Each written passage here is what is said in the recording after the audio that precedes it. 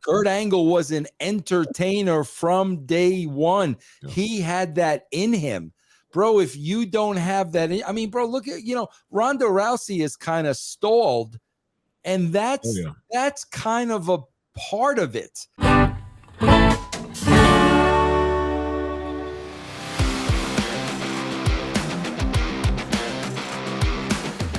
All right, so let's talk about You Didn't Bro. Olympic gold medalist, the first female Black Olympic champion, Tamyra Mensah-Stock. She basically is signed with the WWE as of May the 3rd, I believe it was, and she's a multiple-time gold champion. She won the gold medal in the 2020 Tokyo Games, and she's won like 10 other gold medals, you know what I mean? So she's legit. And I think for her, WWE, I think she's won 9. She's won 9 gold medals altogether and won in Tokyo 2 bronze medals. And so WWE is seeing money with her and seeing potential. And could she be the next, could she be a female version of Kurt Angle? And I also want to throw this with you, Vince, because you've worked, closely with Kurt Angle for several years. From what you know about Tamyra, even if it's not a lot, do you see some potential there? And I also want to ask you about Gabe Stevenson, as far as just them bringing him in, thinking that he would be heir apparent to Kurt Angle, Jason Jordan as well. And how come these people weren't? They just didn't cut them. They just didn't cut it when it came to being that Olympic athlete heir apparent like Kurt Angle was so well. Bro, we've talked about this before, Chris, and again, these are all legit blue chip athletes.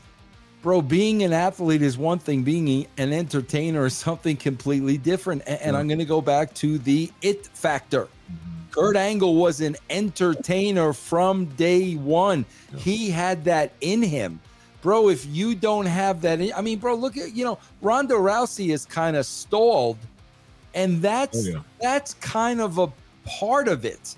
I think a lot of it with her, is the writing and the presentation. And Chris, I'm eager to watch her on Raw because I am a fan of hers and I really want to see what they're doing with her. Yeah. But being a great athlete doesn't mean you're going to be a great entertainer. I mean, what was Mark Henry before Sexual Chocolate?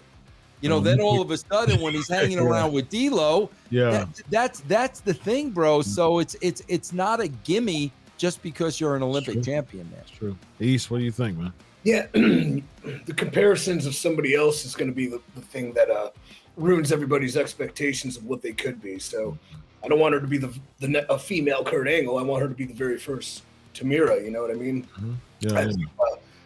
Like Jason Jordan got cut short with the injury, but I think one thing that could really explain it all, short of Kurt being a natural entertainer and Kurt kind of getting that aspect, is look who Kurt had to work with in the era he got to do it.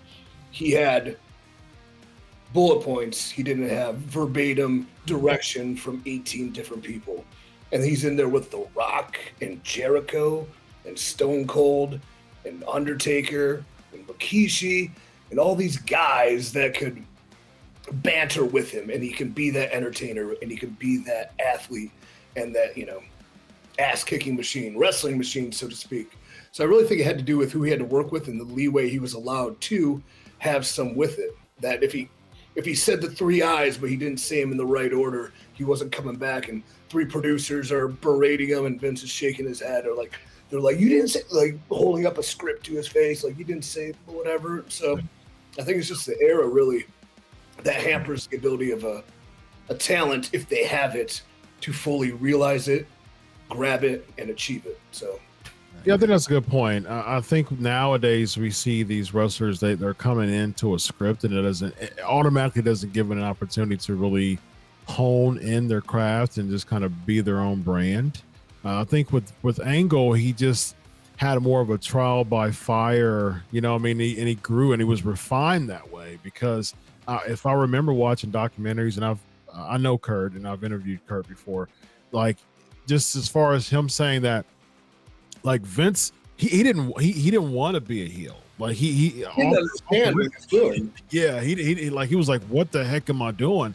And you gotta give props to Vince. That was a Vince McMahon thing for him to say, "Hey, I want you to be a heel," and just quickly like that, he was like, "Man, that was a genius idea."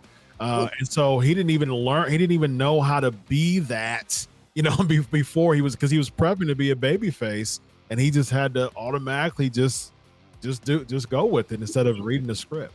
If you listen to Angle, like he talks about on his podcast a lot too, when he got trained and he went to, I believe it was USWA, because they didn't really have developmental. They had Dr. Tom, who is another reason Kurt Angle is Kurt Angle. Yeah, I think he went to Memphis. Yeah.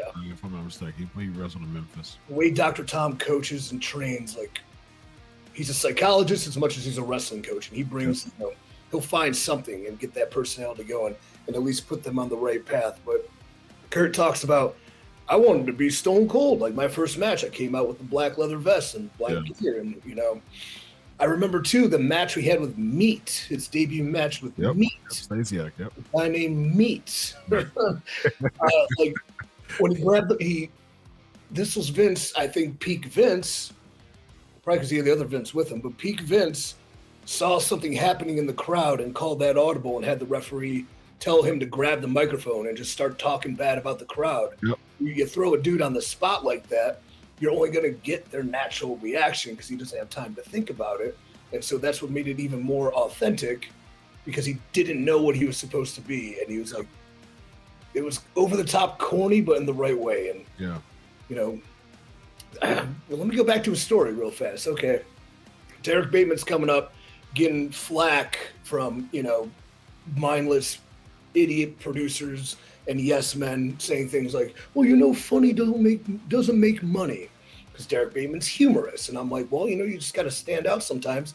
And the material we're being provided isn't exactly very serious. He's like, yeah, but if you try to be funny, you're going to be pegged as a joke. And I'm like, really? Because, funny doesn't make money. Like Edge and Christian doing 5-second poses. That was pretty funny, right? He's like, yeah, but, and I'm like, well, Stone Cold saying what? That was pretty funny, right? And he's like, yeah, but, and I'm like, The Rock and Poo-Tang Pie saying pretty funny. He's like, yeah. And I'm like, Kurt Angle's 3 eyes. That was pretty funny. And then he's just like, whatever. And then I get fired. Who knows? Who cares? Whatever. I don't play the game. But, funny is one thing, but the entertainment factor and the ability to back it up, that's what Kurt Angle definitely had. Yeah. Indeed. Do you think that someone like a Stevenson and Tamyra Mensah-Stock, do you think that they will be kind of bit by the script bug, so to speak? And what do you think? What do you think about that piece? 100% why? I think 100% they'll be bitten by the script bug. I don't think the atmosphere they'll be in is going to provide them anything to think creatively. It's not going to be their fault. That's just the way they think it's going to be, especially not, initially starting within wrestling, coming into it from the outside. You only know what you're being taught and what you're being shown. And you walk into, if your first day at wrestling school is the prime ultimum, gigantic manufactured warehouse built to create pro wrestlers in a laboratory with all the bells and whistles and the treatments of like real athletes and, those things, you're not going to know the other side. Mm-hmm. You're not going to know probably the ability to try things or fail at things. So if she's bitten by the script bug, everybody's going to want a piece of her success. So everybody's going to be telling her, you got to do this, you got to do that. She'll be confused. And I think hopefully she can hear me now, hon. First off, DM me. I'll help you out really well and you're going to be a star. But don't fall into the complacent trap they're going to set for you. Mm-hmm. Be yourself. Have fun. The one thing an athlete from a very serious line of work coming into what is very serious for us, professional wrestling, at the same time, if you take it too seriously, it's going to leave you behind. Very nice. You just have to the ability to create. I think they don't have that there. They don't have anything that sparks interest in people thinking different ways or going against the grain or dedicating a promo day to something. Hey, all right, we all know your stupid characters that we help manufacture that all suck. How about today's promo class? You do the opposite of everything you've been taught and just see what happens. And that was a great thing with Dusty Rhodes would do. You'd go out there and you do your lame promo. I'm Derek Bateman and I'm here to win the championship. And he'd come out like a coach on a baseball mound. He'd be looking at you. He'd be rubbing his beard. He'd be waiting. Do a promo as a chicken. What? Do a promo as a chicken. All right. And then you're entertaining a little bit. And so you kind of loosen up and then you fall into something or something gets discovered. So hopefully they have that. They didn't when I was there.